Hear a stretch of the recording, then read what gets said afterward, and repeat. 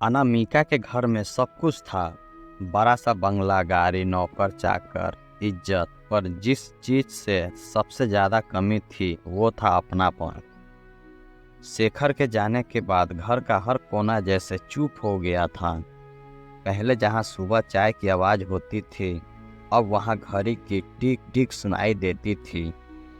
शेखर की मौत अचानक हुई थी।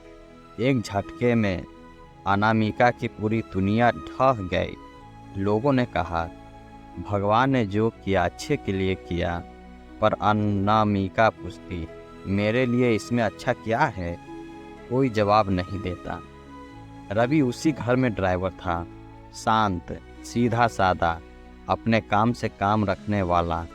शेखर उसे भरोसेमंद मानता था। शेखर के जाने के बाद भी रवि नहीं गया। कई लोगों ने कहा, अब क्यों रुका है? पर वो रुका रहा क्योंकि वो देख रहा था एक औरत जो बाहर से मजबूत दिखती है, अंदर से हर दिन टूट रही है। वो रोज सुबह गाड़ी निकालता, पर मालकिन कहीं नहीं जाती, बस बालकनी में खड़ी रहती। एक शाम अनामिका ने आवाज़ दी, रवि। रवि चौंका। जी मालकिन, आज चाय यहीं ले आओ। पहली बार रवि ने चाय रखी और जाने लगा। बैठो, अनामिका ने कहा। रवि हिचकिचाया। मालकिन, ये ठीक नहीं। मैंने कहा बैठो। वो बैठ गया, सिर झुकाए। अनामिका बोली, तुम्हें पता है इस घर में अब आवाज क्यों नहीं होती? रवि चुप रहा, क्योंकि यहाँ अब कोई पूछने वाला नहीं है। उसकी आंखें भर आई। रवि ने पहली बार महसूस किया, ये औरत सिर्फ मालकिन नहीं, बहुत अकेली है। धीरे धीरे बातें बढ़ने लगी। रवि ने बताया, उसका गांव, उसकी बीमार माँ, उसकी अधूरी जिंदगी। अनामिका ने बताया कैसे उसने शादी के बाद खुद को भुला दिया था। एक दिन वो बोली, शेखर के साथ रहते हुए भी मैं अकेली थी। और उसके बाद तो वो रो पड़ी।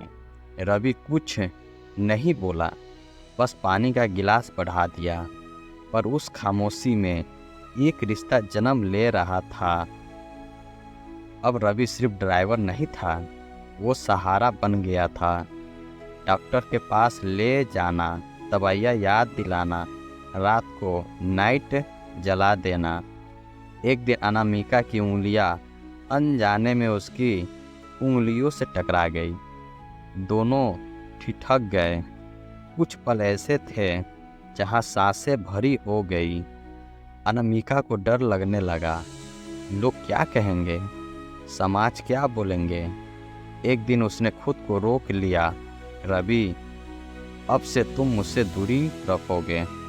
रवि ने कुछ नहीं पूछा, बस फिर से वही चुप ड्राइवर बन गया। पर अब खामोशी अनामिका को काटने लगी। एक रात अनामिका की तबीयत बिगड़ गई, तेज बुखार, चक्कर। रवि ने उसे संभाला, डॉक्टर बुलाया, पूरी रात बैठा रहा। सुबह जब अनामिका की आंख खुली, रवि फर्श पर सोया था। उसकी आंखें भर आई। तुम क्यों नहीं गए? उसने पूछा। रवि बोला, क्योंकि अगर मैं चला जाता तो आप बिल्कुल अकेली रह जाती। उस पल अनामिका टूट गई। उसने पहली बार खुद से सच कहा, उसे रवि की जरूरत है। प्यार, शायद, सहारा, जरूर। उसने धीरे से उसका हाथ पकड़ लिया। रवि ने हाथ खींचा नहीं। उन्होंने कुछ नहीं कहा, कोई वादा नहीं, कोई घोषणा नहीं, बस साथ।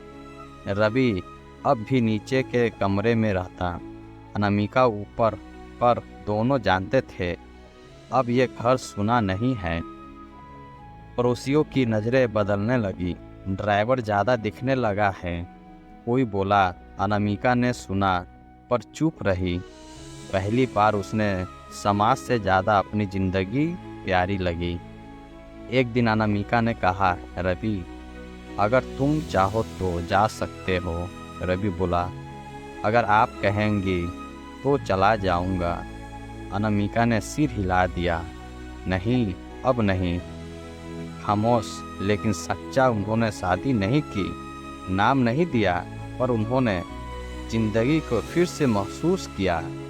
कभी कभी प्यार चिल्लाता नहीं, बस खामोशी के साथ चलता है।